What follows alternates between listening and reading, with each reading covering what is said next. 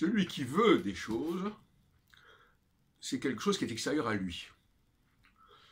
Et quand on a obtenu ce qu'on est extérieur à soi, ou quand on l'a acquis très facilement par sa naissance ou dans ses premières années d'adulte, eh bien, on va ensuite chercher des choses qui sont intérieures à soi, qui n'existent pas à l'extérieur de soi.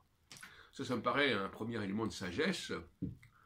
Le deuxième point que je voudrais signaler, c'est la question du changement. C'est-à-dire, parler de changement, c'est toujours une façon discutable de raisonner et polémique. Je vais changer, alors je ne suis plus celui qui était avant, et en plus, l'autre a changé. Alors l'autre a changé, ça c'est assez amusant. Par exemple, hier soir, j'étais avec quelques amis qui étaient plus ou moins antisémites, et ils disaient ah oui, mais vous savez, les Juifs de Moïse, ce ne sont plus les Juifs du Talmud. Le Talmud étant postérieur à Jésus. Enfin, donc ils ont changé, donc ils ne sont plus ce qu'ils étaient. Bon, alors voyez-vous, donc moi je change, et puis l'autre lui aussi il change, donc les relations ne sont plus les mêmes, la situation n'est plus la même. Bon. Troisième observation, le mot arrogant. On dit que quelqu'un est arrogant, mais qui est-ce qui est arrogant? Quel est le contraire d'arrogant? C'est celui qui déroge. Celui qui déroge, c'est celui qui descend, qui sort de son statut, qui est en deçà de son statut.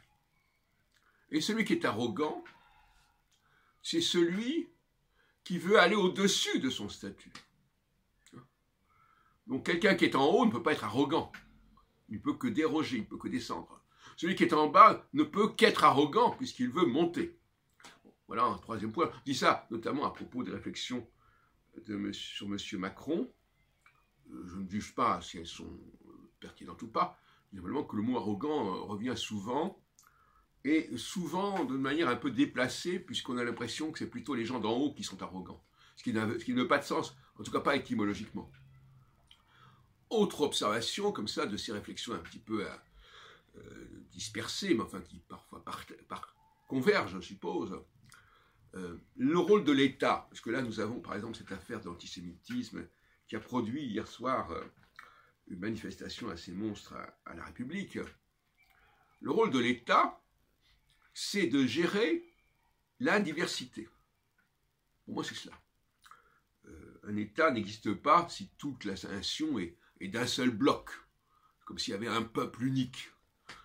C'est la diversité au sein de cet ensemble qui est intéressante, mais qui ne peut se faire, qui ne peut exister, que si un État fort qui veille à ce que les relations entre les différentes entités, les différentes communautés, comme on voudra, ou même les différentes nations, se déroulent dans des bonnes conditions. Et c'est pour cela que lorsque l'on commence à mettre en question les Juifs, eh bien l'État est obligé d'intervenir parce que son rôle, c'est justement de maintenir la cohabitation et la coexistence entre les différents groupes. Bon. Alors, je continuerai un peu dans cette direction avec la notion de croyance. Alors, la croyance, c'est une notion extrêmement complexe. Dans le milieu astrologique auquel j'ai appartenu, auquel j'appartiens toujours plus ou moins, autrefois, on vous demandait si vous croyez en l'astrologie. Aujourd'hui, les astrologues n'aiment pas qu'on leur pose la question de savoir si on croit en l'astrologie ou pas. Ils vous répondent avec une certaine hauteur, mais on ne croit pas en l'astrologie, on observe, on constate. Et effectivement, c'est vrai que le constat, c'est une chose. Quand on commence à expliquer les choses, eh bien, on est quelque part dans la croyance. C'est-à-dire qu'on veut plaquer sur la réalité un modèle, une grille de lecture, comme on le dit. Alors, effectivement, il y a un moment donné où, par exemple, lorsqu'il y a des risques, eh bien, on peut avoir la croyance que ces risques qu'il va y avoir des choses qui viendront de ces risques, ou bien au contraire que malgré ces risques, ça ne se produira pas. Parce qu'il y a une indétermination, et la croyance est liée à une certaine forme d'indétermination. Cela dit, dans un certain nombre de domaines où l'on est dans la spéculation, par exemple les chercheurs qui sont les premiers à entrer dans une certaine voie, eh bien, la plupart des autres ne les suivent pas, du moins pas tout de suite, à moins de croire en eux, croire en ce qu'ils vont faire, leur faire confiance, puisque le mot croyance et confiance en hébreu, Emouna, qui a donné Amen d'ailleurs, bon, c'est la même chose. Bon, donc on veut croire, mais celui qui fait sa recherche, et qui est à la tête de sa recherche, qui est le moteur de cette recherche, il n'a pas à croire, il a des certitudes. Bon, jusqu'à un certain point, bien entendu, puisque les choses ne sont pas encore réalisées. Et ça, la question est là. Le risque, est-ce qu'il va se réaliser ou pas? La théorie que je développe, les conclusions auxquelles j'arrive, est-ce qu'elles vont être confirmées ou pas? Est-ce qu'une prophétie va s'accomplir ou pas? Bon, et là, effectivement, il y a une forme de doute raisonnable qui s'accompagne d'une forme de croyance. La croyance, c'est fondé sur le doute. S'il n'y a pas de doute, il n'y a pas de croyance. Si les gens ne doutent pas de ce que je dis, ils n'ont pas à croire dans ce que je dis. Mais la question est là, c'est au fond, tout dépend de notre capacité intellectuelle à capter les choses, à capter la réalité. Si je ne capte pas la réalité, je serai constamment dans la croyance. Si je la capte, eh bien, il y a des certitudes. Bon, d'un autre côté, le mot certitude, n'importe quel imbécile peut avoir ses certitudes.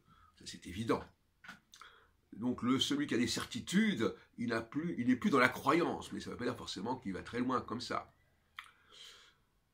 Alors donc finalement, voilà les points que je voulais signaler avec vous.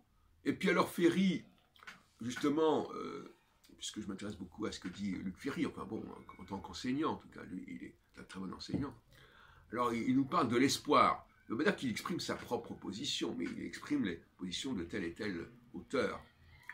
Et il dit effectivement l'espoir, c'est la pire des choses, selon effectivement certains auteurs.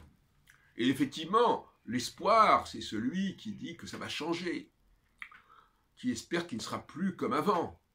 Et donc ça, c'est extrêmement chimérique. Les femmes sont dans l'espérance, les immigrés sont dans l'espérance, les étrangers sont dans l'espérance. Les gens qui sont en dessous sont dans l'espérance de pouvoir monter, de pouvoir obtenir ce que les autres en haut ont. Et effectivement, ça n'est pas extrêmement sain, cette espérance. Qui d'ailleurs, comme dit Ferry, correspond à l'espagnol aussi, esperar, qui veut dire attendre, j'attends, je suis dans l'attente. Bon.